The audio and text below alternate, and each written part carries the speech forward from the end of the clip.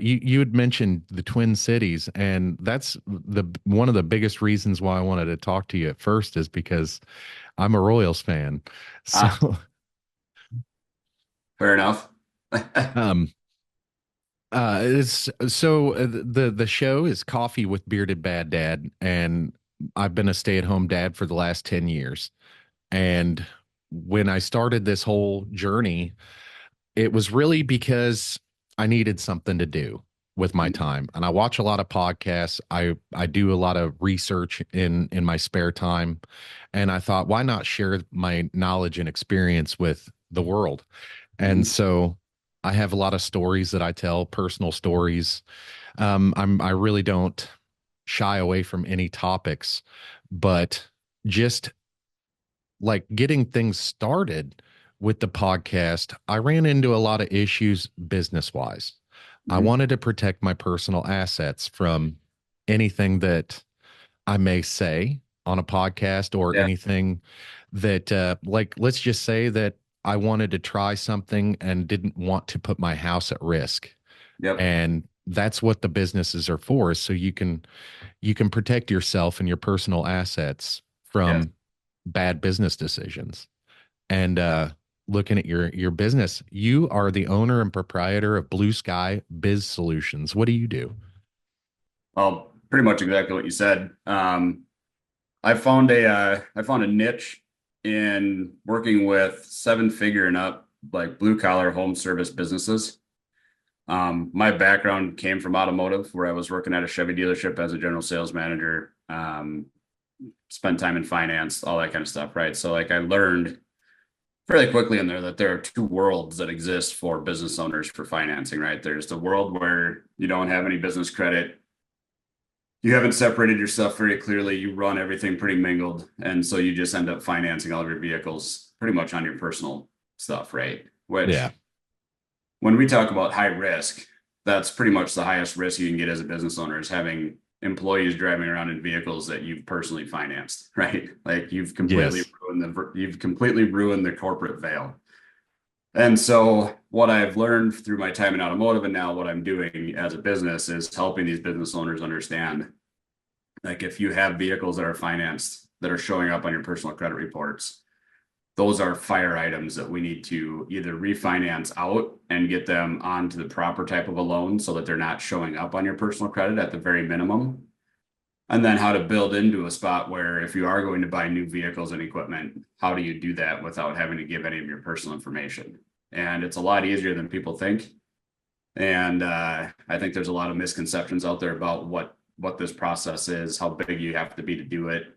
And I'm just There here to kind is of pull up those stigmas. So because it's there not is a hard, ton of stigmas out there. there A are. ton of stigmas. Like the one of the issues that I come across all the time is people thinking that they have to have money or they have to be rich to be a business owner.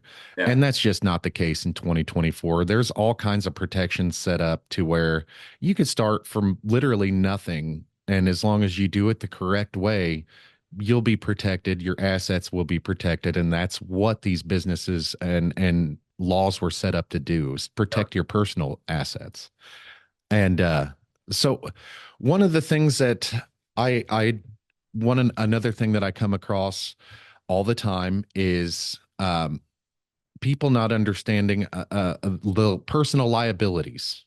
Like you had mentioned, if your employee's driving around a car that you're personally financing, not only is that employee putting your personal finances at risk in driving a an asset that is personally yours, but you can also be sued personally because that asset is yours. Correct. So what I tell people and how I educate business owners is we want to do really two things. Is first and foremost, we want to make sure that your stuff is protected, right? Because as business owners, I think what W-2 employees generally don't understand is that yes, we get the benefits of the tax write-offs and we get the benefits of some of the other stuff and laws that are out there. But if something goes wrong, we carry the full brunt of that if we're not protected right.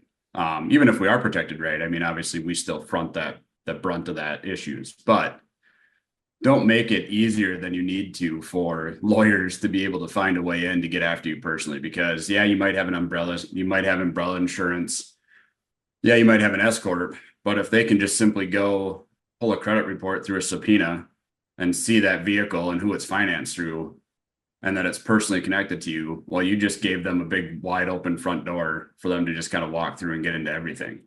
Yeah, not only your business, like not only like, it's not just a personal thing and it's not just a business thing, it's both. Yeah. Like they can come after both at that point. Yep. And I've seen some pretty nasty damage done when you don't simply protect yourself. And that can even stem over to divorce as well. I had a guy that he commingled a lot of his business funds, and when they went through his divorce, guess what? His wife got to take half of his business funds too because he used it as all of his personal stuff. So Right. like, and here, look, like, not that they're not entitled to that, but at the same time, as a business, like, you got to protect your business first, because if you lose money there, you're responsible for all of your employees. A Yeah. little different if you're self-employed and it's just you. But if you're taking care of employees as well, you need to make sure that you still have the funds to make sure you're providing for their families despite what's going on in your own family. And that's some educational stuff that gets taught, is just how do you separate this stuff out when you first get a business up and running? Things that we don't like to always think about when life is going good, but when things start going bad, that's when we need to make sure we're prepared. And that's where businesses like yours come in into play, is because a person like me, I'm not educated. I got my GED and I'm a high school dropout. So I'm not educated in business. I'm not educated in law. I don't have experience. All I had was an idea. And so businesses like yours, I could call, like, say, Paul Childers. Hey, this guy's in the phone book. Well, we don't have phone books anymore, but you know what I mean. Paul Childers The, is the he's in the metaverse. book. I looked up BlueSky Biz Solutions, and here I am. I need to understand how to get here from here, and you're my guy. And businesses like yours help people like me get to where I want to go without having to put in all the legwork that it take. I could just pay you to do it, you know? Yep. Yeah, I mean, that's essentially what it's for, and it's through years of experience and working. I worked W-2 up until I was 38 before I decided that feeling that I had always been missing or chasing was the desire to own my own business. And like, part of what solidifies all this stuff is the fact that I get to go through some of these struggles myself, in the first year and a half of running a business. Like, I get to fight with the same things. I get to work through some of the same foundational, steps. And I tell people all the time, like, I coach it and I still make mistakes when months don't go right. And you've just got to pull whatever lever you can to make sure you've got enough money to pay for all of your expenses. Right. So, it's not a perfect world, but the only thing we can do is keep things as organized and contained as possible. Absolutely. Absolutely. I 100% agree with that. And so what were you doing before? Like, you mentioned you were W-2 until 38 years old. Like, what Yeah. were you doing before? Lots of jobs. I was a chronic job jumper. Me too. Me too. I mean, it's funny, everybody tells you, you go to college. I don't know what year you graduated. I graduated in '04. So then I came That out of college I in would have oh graduated '03. okay, so yeah, when I came out of college, '08, '09, it was right in the midst of nobody's hiring. And and I remember, giving the pitch to a couple of my recruiters and stuff of like, look, like, I'm willing to do whatever you want for literally whatever you're willing to pay me. I have no premonition of anything. I have no bad habits. You can train me however you want to, and like, still losing jobs to people, because of how bad the market was. But I had spent time doing cold phone sales for a health food company. I've spent time as a assistant service manager for an agricultural company. I've spent time as a account manager for a seasonal decor company that makes like the gel clings, window clings, those little Yeah. Christmas. Yeah. I've been a retail manager at Target where I ran a logistics crew, and That sounds fun, actually. A logistics crew at Target. it, you know, the camaraderie of waking up in the morning and throwing a giant truck and everybody just kind of struggling through it definitely has its, it definitely created, I think, some of the habits that I have today. Just because it's not easy work and it's not fun. You don't get paid a ton. You don't get, but you're suffering through it with a team. But Yeah, the people that you're working with. yeah. So I've done that. And really about that time, I was probably at my worst in my life where I wasn't real focused, didn't have a whole lot of desire to be better, was at my heaviest and wanted more, but didn't know how to get it. And I had a manager that was like, dude, you're super talented, you're really smart, but you're lazy, you're unfocused, and you just don't want it enough. And so after having that conversation with him, it took me about a year, but started to address some of my own personal issues instead of running from them. Lost a bunch of weight, got into car sales a year later, and that's really where my kind of like this new world of experiences in life really opened up for me of like, wow, I can make a lot of money based off of my own effort. And so I did really well. I sold 293 cars in 11 months, my first time ever Oh, selling anything. wow. And I found out that I was like, oh, okay, cool. Like I'm maybe not a great salesperson, but I'm really great at building relationships, which ultimately is what makes good sales experience anyway. And so through that, I ended up getting promoted, getting into finance. Went and worked for a smaller little Chevy dealership in Painesville, Minnesota. Um, Updated them because everything was on paper. They didn't have any digital stuff. So like got them into the digital world, helped them get a CRM set up to track it better instead of just doing it on paper and notebook, right? And then I went and worked at another bigger dealership and helped them kind of grow and expand. Did that for about 3.5 years. And what I had realized was I had given a lot of time to car dealerships and car sales and stuff. And I kind of almost went too far over to the other side of like where I wasn't really focused and motivated. So all of a sudden I was almost too focused and motivated. And I remember one weekend sitting at the park and my little girl, who when I started this all was 2, is all of a sudden 8. And she's going over the monkey bars and doesn't need my help anymore. And I'm just like, like it's kind of one of those dad moments where it's like, man, I've given so much time to help build something for somebody else that I've taken so much from my family. And so Yeah. like kind of started getting that like, okay, I got to go find something else to do. So went and found another job that was 9 to 5, a little more flexible as a sales director for an egg tire company called NTS Tire Supply in Redwood. And I was with them for about a year and 3 months, and the job was good. The owners were fantastic, some of the best owners I've ever met. They're part of the Brethren sect. I don't know if you've ever heard of that, No.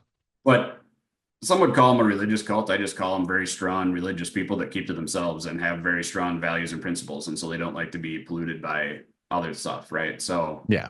but super friendly, very nice people. I've never found any other owners that care for their employees as much as they did, right? Like from pay to culture to everything, right? So I like, love that. what I realized though was 2 things. One, my heart wasn't in it. I wasn't 100% bought in. I was good at what I did. I was able to help, grow and expand their sales. And ultimately what happened, they brought in an outside board assist team to come in. We went from like 20 million to 34 million in that year and 2 months that I was there. And that outside board was kind of reviewing my position, and they came back and offered me a demotion because they're like, we don't think that paying you this much is worth it, right? And like for me, I was like, no, I don't want a demotion. I was like, if you guys are just going to demote me, I said, just let me go. I said, that's fine, right? Like, it is what it is. So ended up getting let go mutually, and just for 2 weeks after that, like I just kind of sat there and thought, what is it that I want to do and how can I serve people? And so just kind of pulled on past experiences, knowledge, told my wife one random afternoon, I said, I think I'm going to start my own business. And she just kind of looked at me and she's like, well, is that what you feel is the right path? I said, yeah, I think that's where I'm feeling led. And she's like, okay. She's like, well, you've never let us down before with any of your changes. So like, I trust you to do this. And hopefully she continues to trust me for a little bit longer, because if anybody who's ever started a business knows your first usually 2 years are always just up and down. It's just the nature of it. But yeah, so that's kind of like my past history is just I've worked at a bunch of different jobs. I've accumulated knowledge and experience from all those jobs that I think has allowed me to have a unique position and really guiding and helping some of the clients I work with for, building up their business credit, setting apart their assets, attaining financing through the correct financing sources, um, you know, to even like helping with sales problems and fixing sales cycles and funnels and stuff like that for them as well. So, Yeah, man, I resonated with a lot of what you said about your work history. I come from a uh, menial labor and like worker bee type background. I've worked in a crane, an overhead crane at a foundry. So I've done those dirty jobs, factory work, a lot of factory work. My longest length of employment was 8 years with an underground utility contractor. And that was, I loved that job. But like you said, you were hanging out with your daughter at the park one day. One day she was 2, and then, a week later she was 8, didn't need your help climbing across the monkey bars, man. And that really got me. That's how I became a stay-at-home dad. I ended up getting fired from that job, and I realized when I got fired, it was my boss that helped me see this, that I was just burnt out. I didn't want to do anything anymore, and I had a lot of weight issues. I was like 450 pounds at that time, and I spent a lot of the next 6 months depressed, mhm. trying to figure out what I wanted to do. I told my wife, I said, I've been on the roads for so long, I'd like to take some time off. And I took so much time off, I became what they call unemployable. Yep. I didn't have any skills other than my physical body. And at that time, my body was giving out on me. Yep. I was at 520 pounds at my heaviest. And in 2021, I had weight loss surgery.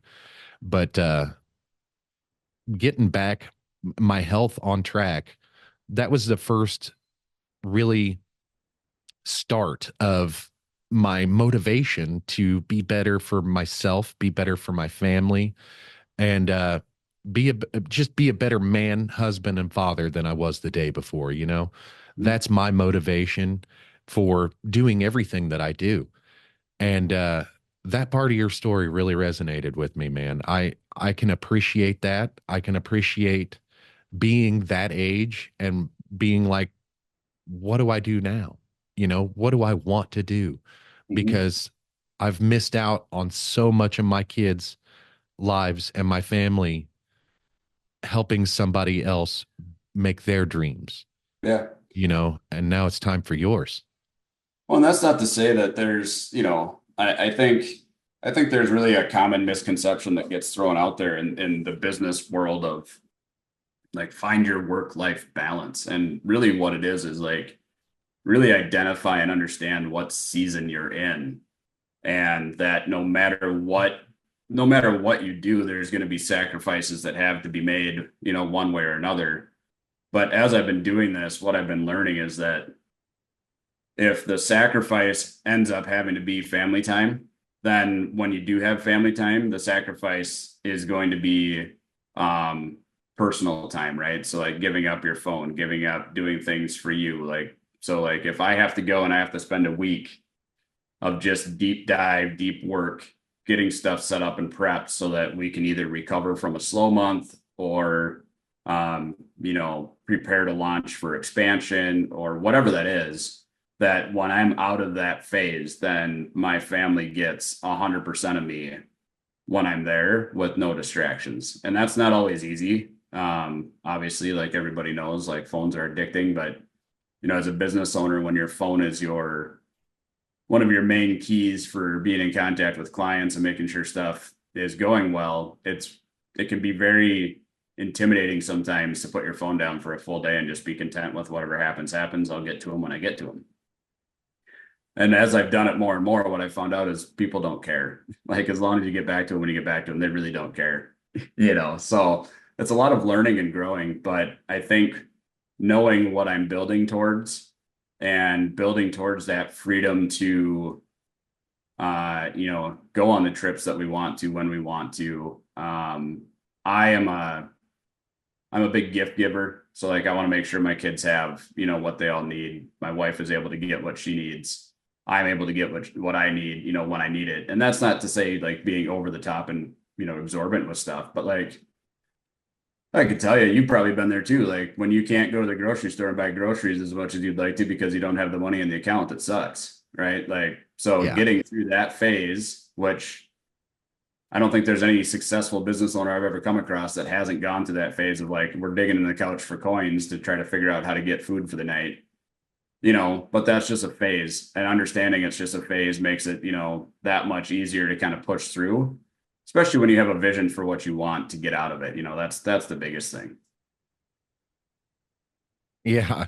I speaking of, like, digging through the couch for change and stuff, what really sucks as somebody who's been all right and somebody who's been at the bottom of the pile is being up here and then having something happen knocks you down here for good length of time.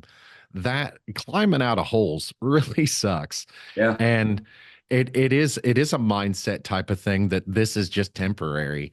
That's really what made like has made me um not who I am, but made the choices that I have to make sometimes a lot easier. That knowing, hey, this door may be closing now, but tomorrow another one may open. And understanding that, yeah, it's definitely a mindset type of thing where you just have to understand and you have to grind it out because like you're not alone. Everybody else literally has to do the same thing when they're trying to climb.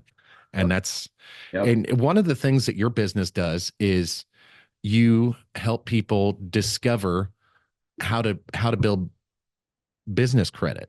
Yep. And that's a big one because like I'm not at a point right now where I can utilize credit anyway. I don't have any income coming into the business right now.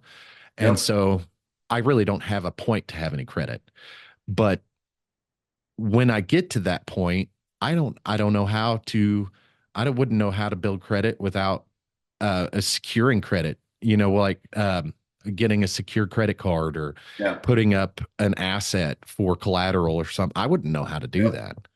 And I'm pretty brilliant and I know how Google works and everything, but it's not a big secret. It's just difficult to do and difficult to find resources without a person like you who has that experience and time and knowledge in your area of expertise to be able to share with somebody like me. Yeah. And it takes a long time to get that knowledge. It takes a long time to build up that base of understanding of where to go from zero.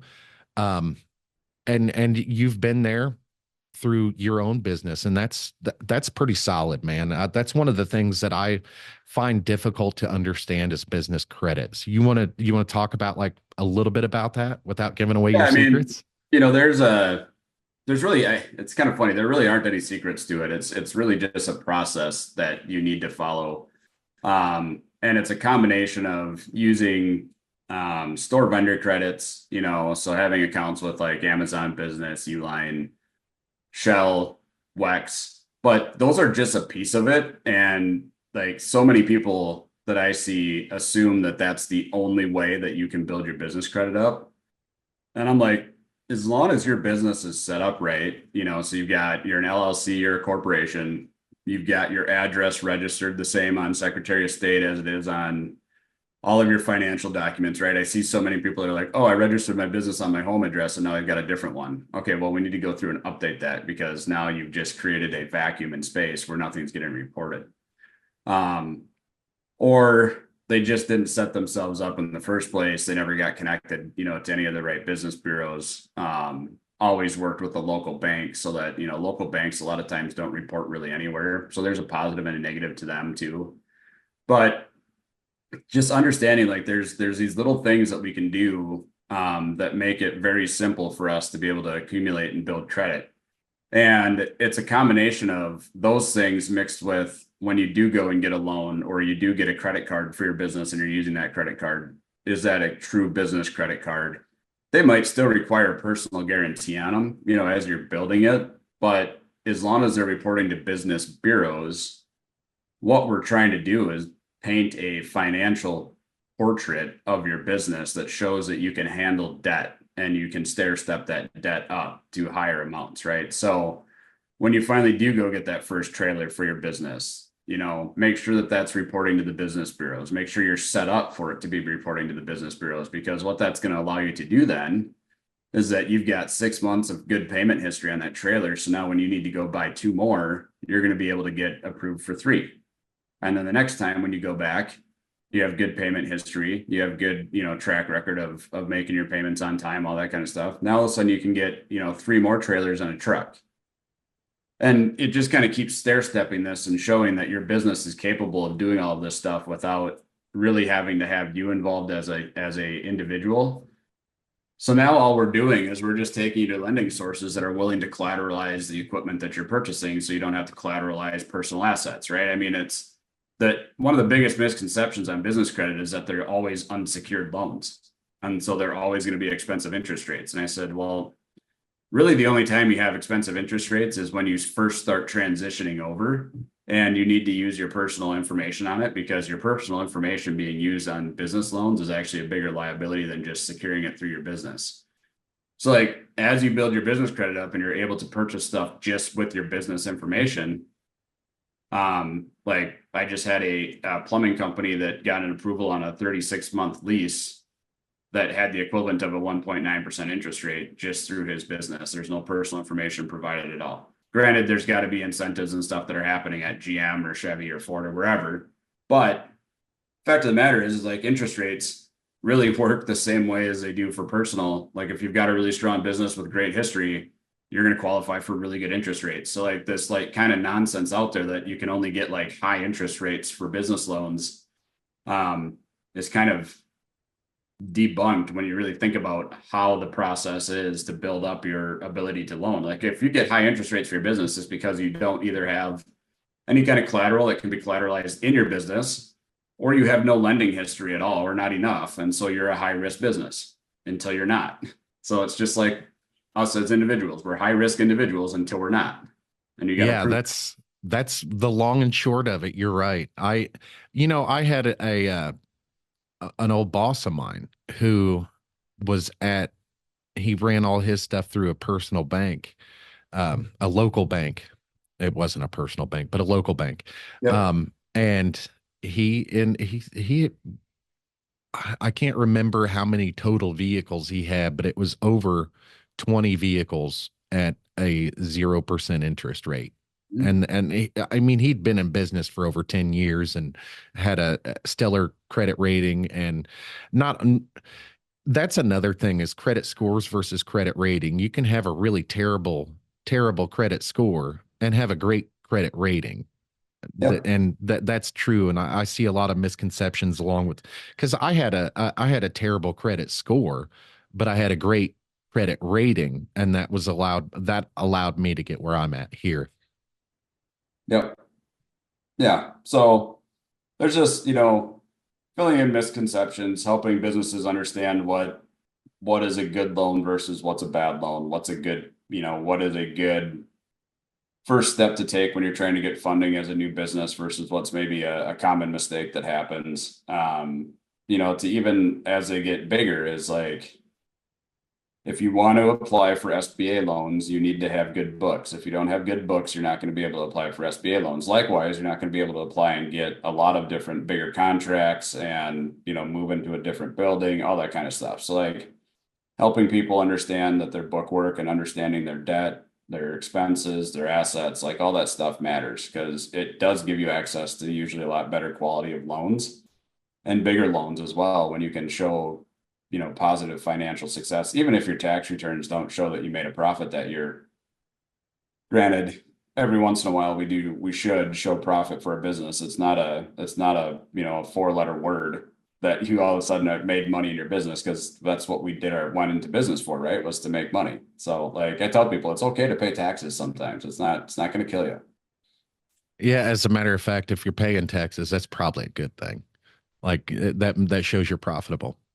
Yeah, and there are ways to mitigate those, through different tax credit incentives and programs. You just got to know. Again, it's when you understand the rules of the game, it's just taking those rules of engagement and applying them to what you're doing, and then using them to your benefit, right? Like that's why they're there. People like to say like, oh, these business owners manipulate everything. It's like, well, no, you can do these things too as a W-2 employee. You're just not willing to step out and do those things. But Yeah, if you I can, you can always take advantage of them as well. I always use the risk reward argument there. I'm like, well, this guy's willing to put up millions of dollars worth of liability here. What do you got? What are you willing to do? Yep. This guy bought all this equipment. Like somebody's paying for all this. You know what I mean? It's the people that say business owners manipulate things in their favor, like obviously have never paid taxes. So man, I don't know that whole argument there is. I've been on both sides of that argument. It's not an easy thing to think about when you think about like all the laws and things that we have to abide by as general citizens. it those were by and large dictated by large groups of businesses, and so I see the argument there, but Yep. on the other side of the coin, they're putting up all the risk, they're taking all the risk, and it keeps guys like me employed. So Well, and like I will say too, I mean, there are definitely um bad business owners that are out there that probably shouldn't be, right? And some of them happen to have a lot of money, and probably abuse it. And so I think there is generally a problem. When people complain about capitalism, what I think they're really complaining about is publicly held companies that have to um, manipulate data to turn a profit. appease their shareholders, right? Like, I think publicly held companies in general are usually some of the worst companies out there, because they're no longer taking into consideration the care of their clients and their customers. All they care about is the shareholder and that beautiful dollar sign, right? So Yeah, they're they're not they're more beholden to their that. customers, Yeah. they're beholden to their board. Yep. And so what happens then is you lose a lot of the really good things that those companies used to have before they went, public. I know a lot of privately owned companies that are probably just as large as those publicly owned companies that are doing very well, because they don't have to listen to a board of directors, and they don't have to listen to shareholder meetings, and they don't have to appease anybody. Right. So I think it just comes down to, again, the individual style and how they decide to run their business. Right. I mean, there are bad business owners out there. There are good business owners out there. There are people that probably shouldn't be doing what they're doing, but they are, and so it is what it is. So the cool part as an employee is, and this is one thing I learned as an employee, is that when things start to go away that you don't agree with, the really cool thing is that regardless of what you think, you actually do get a choice of whether you want to stick it out or not. And if you stick it out, then you've made the choice that you're going to stick through with it. And you've given up, in my opinion, your right to really complain about the situation. And I think that's what a lot of people don't really understand, is it's like, no, you can change and do whatever. Like there's no rules, there's no laws, there's no restrictions in the world, in the US, that don't allow you to just, nah, I'm done here. I'm gonna go find something else to do, and go find it. Right. Yeah. And so many people feel like there's these like invisible walls that keep them stuck in their spot that they're in. It's like, no, that's just you. Yeah, I heard that lesson from my brother about 6 months ago, well, about 8 months ago, right before I started this podcast. My brother and I were talking. I was ready to quit. I just, and I tell you what, it was over something stupid. It was that TV mount that's behind me was hung backwards. I Yep. didn't do it. I'm not the most handy person in the world. And when it comes to hanging stuff up like that, I prefer it to be level and prefer it to be nice and perfect so I don't have to pay for it to happen again. But it was backwards. And I was like, man, I'm so frustrated. I'm so pissed off because nothing is going my way and I'm just going to quit. And I was talking to my brother, and he's like, you know what? The only one stopping you is you. Mhm. The only one holding you back is you. And he said, if you could get rid of that stinking thinking and just get up off your ass and go do what you're good at, you'll be fine. Yep. And I was like, man, that makes a lot of sense. So I took it and ran with it. And You- Go ahead. it was just one of those situations where I was like, that makes a lot of sense. That makes a ton of sense. And then since then, I've been saying it, to myself, the only one holding you back is you. And it's gotten me, this far. So Yeah.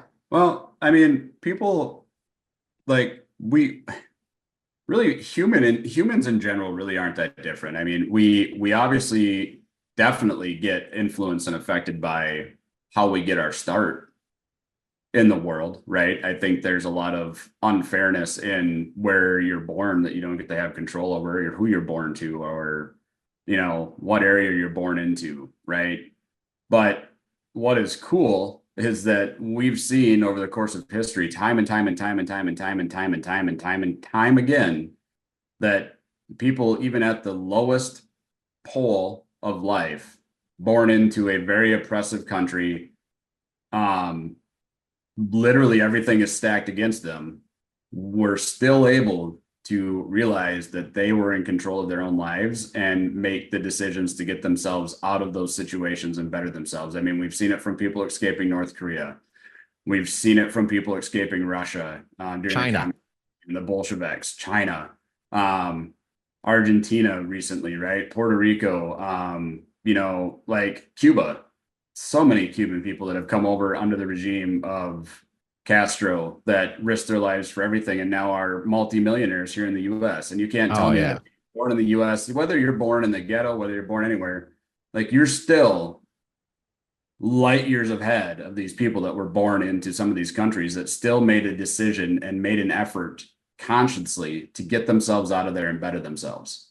So like that's the cool part about being a human is we get choices and really at the end of the day all we have is to blame ourselves for not getting into those, being able to make those choices and get out of our own way 90% of the time. Now, I will say that exposure to new thoughts and new ideas and new, education and services and that kind of stuff matters and it makes a huge difference, which is why I think that is such an important thing to have in the youth, right? Like I got a few business owners that they do like drive-ins where they bring in like supercars and they go to like these like, low income neighborhoods and they basically let little kids paw over their cars, climb in them, take them for rides. But that's so important because if you can connect a kid to sight, sound, touch, smell, all of a sudden that thing becomes very tangible to them and you've just kind of locked in something of like, man, I can get this if I try. absolutely. Right. So it's Absolutely. I like love that. experiences and stuff like that are so important. But that's the really cool thing about, I think, just being a human is like at the end of the day, it really just comes down to a series of choices that we get to make and learn from or decide to learn from. Because sometimes we just make the same bad choices over and over and over again and never learn from it and blame everybody else. Absolutely. Hey, Paul, I know you got a client coming up here in a few minutes, and I'm going to let you get out of here. But real quick, I wanted to ask if so. Let's just say I'm in a better spot in my business, and I don't want to deal with any of this finance stuff. I don't want to. If I was wanting to automate, are you the guy that I would go to help my crew automate for me? So I tell everybody this in the world of finance, there really is no such thing as automation in the financial world. And why is because you are still responsible for your business and for yourself. And so you wouldn't want anybody else running your finances for you, right? What you can do is you can streamline and make it super efficient. So like what I do is essentially I will show business owners exact steps that they need to take to bypass a lot of hours and time in order to get credit building up, and then also being a broker and being connected to a bunch of different lending sources as well as some tier one, tier A, bigger lenders. Um, it's just those people that understand what I do come to me and ask, hey, this is what I want to do. What's the best path to do this? And then we'll take the time and go through and share that. And then they don't have to spend all day shopping, go into different banks, applying for stuff, right? We'll just get them to the right bank. Here's how you apply, here's what you have to say, and you're good to go. Well, I mean, in theory, my ideal situation would be financing myself. Mm-hmm. So if my business needed money, I would give my business money. So I would be my own bank.